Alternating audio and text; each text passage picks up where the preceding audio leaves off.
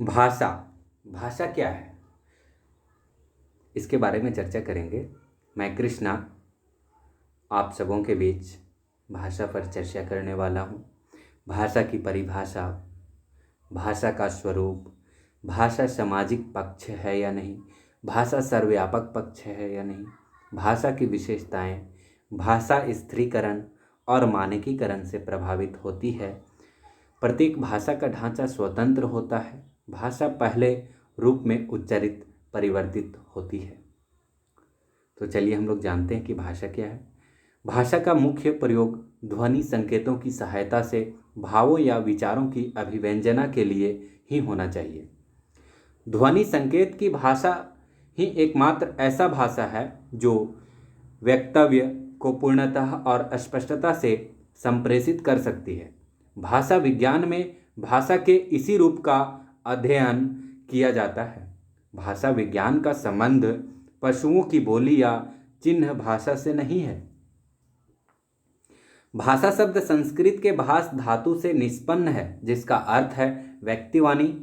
एक प्रकार से इस धातु के अर्थ में ही भाषा का लक्षण विद्यमान है।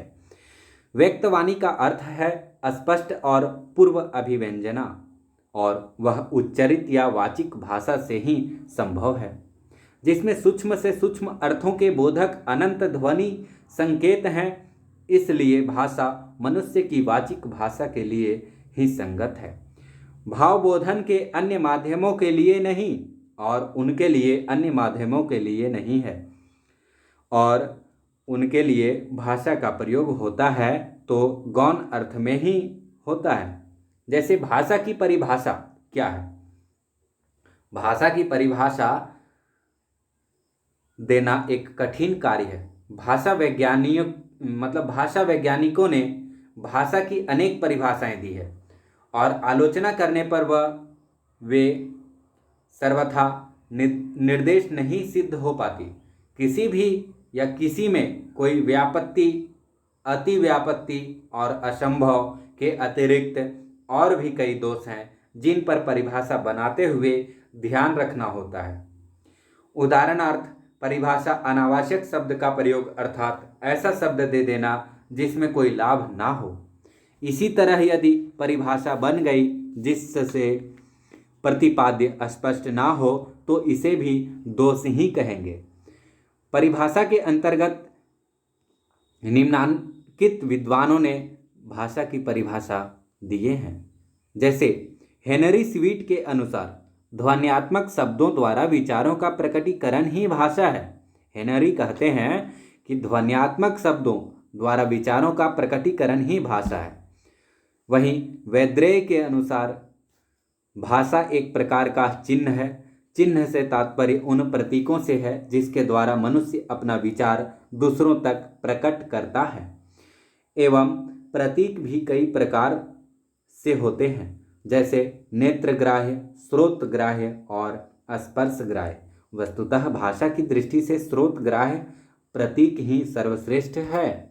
अगला विद्वान का मत है डीवी गुने के अनुसार ध्वन्यात्मक शब्दों द्वारा हृदयगत भावों तथा विचारों का प्रकटीकरण ही भाषा है।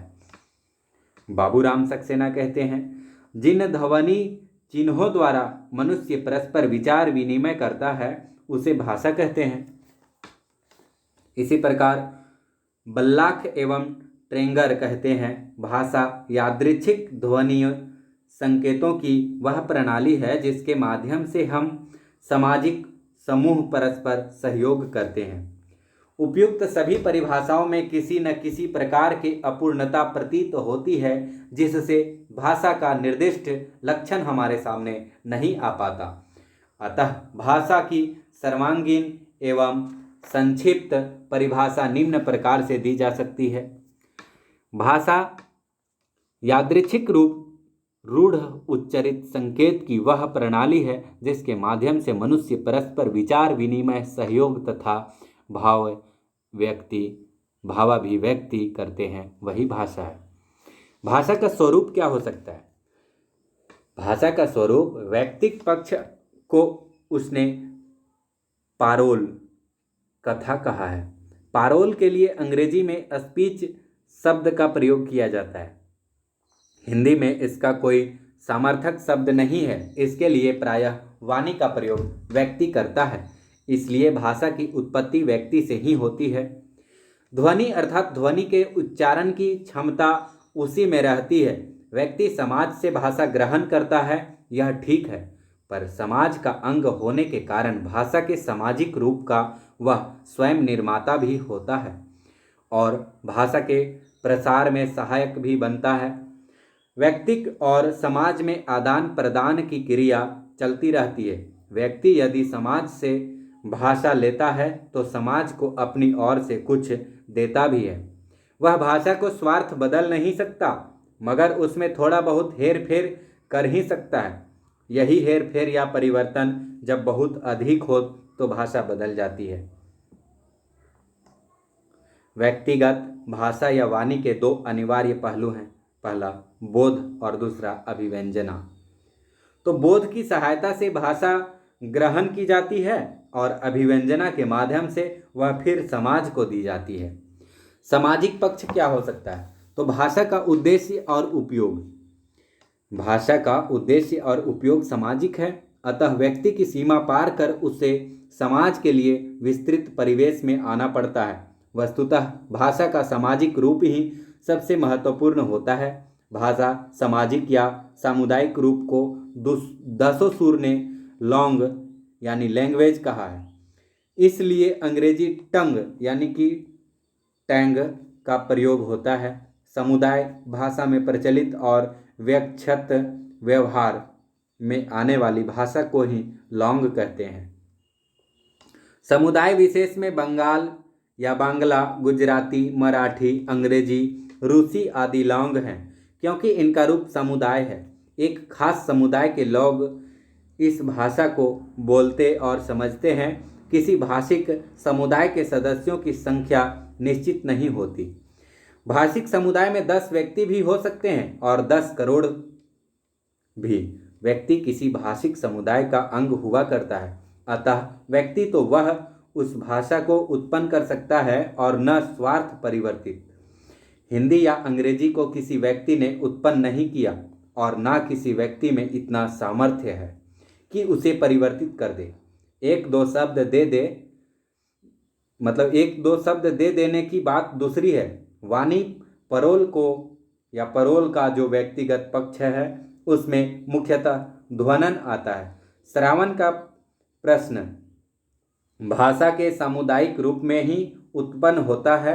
अकेला होने पर व्यक्ति बोल सकता है, किंतु सुनना तभी संभव है जब उसके अतिरिक्त वहाँ कोई दूसरा भी श्रोता और वक्ता अनवरत चलता ही रहता है, जिसमें वक्ता का प्रत्यय श्रोता के प्रत्यय में रूपांतरित हो जाता है या होता जाता है। इसलिए दोनों छोरों पर प्रत्यय अप्रतिष्ठित है।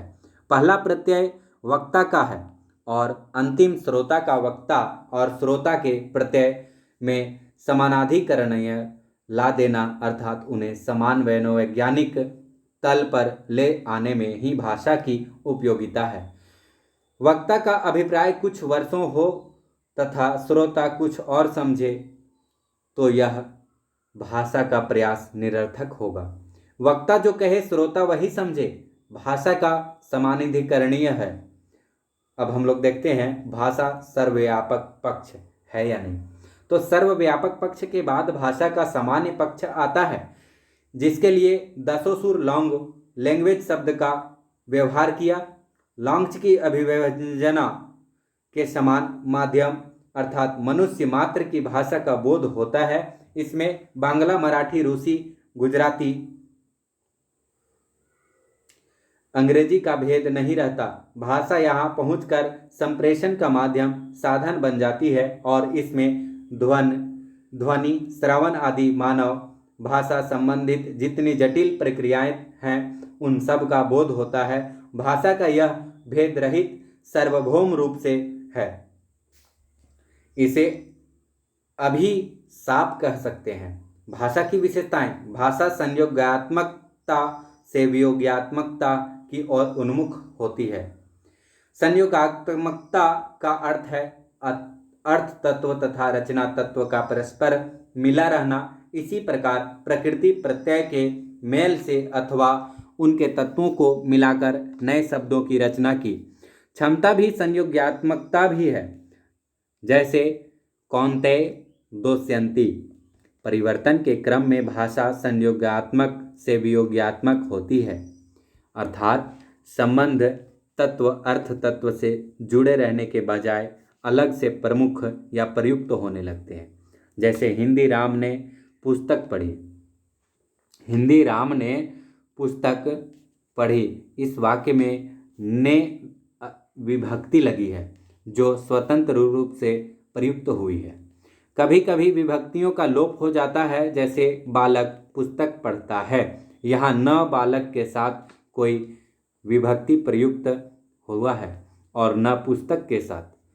तो भाषा स्थिरीकरण और मानकीकरण से प्रभावित होती है, वो देखते हैं। भाषा में दो विरोधी प्रतिवृत्तियां या प्रवृत्तियां देखी जाती है, एक विविधता और परिवर्तन की तथा दूसरी एकता और स्थिरीकरण की।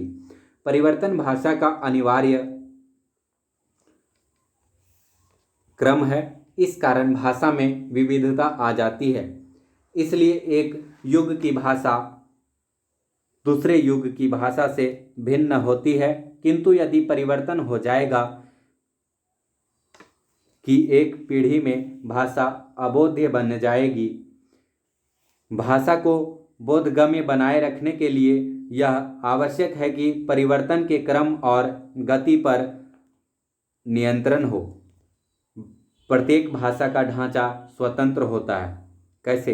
प्रत्येक भाषा की बनावट ही नहीं, ढांचा ही दूसरी भाषा से भिन्न होती है, जिसके अनेक कारण हैं। हिंदी में लिंग है, गुजराती में तीन। हिंदी में लिंग है, गुजराती में तीन, संस्कृत में तीन है। हिंदी में लिंग, हिंदी में भूतकाल के 6 भेद, रूसी में केवल 2, हिंदी में 2 वचन हैं और संस्कृत में 3। जापानी में कोई अक्षर या शब्द स्वतंत्र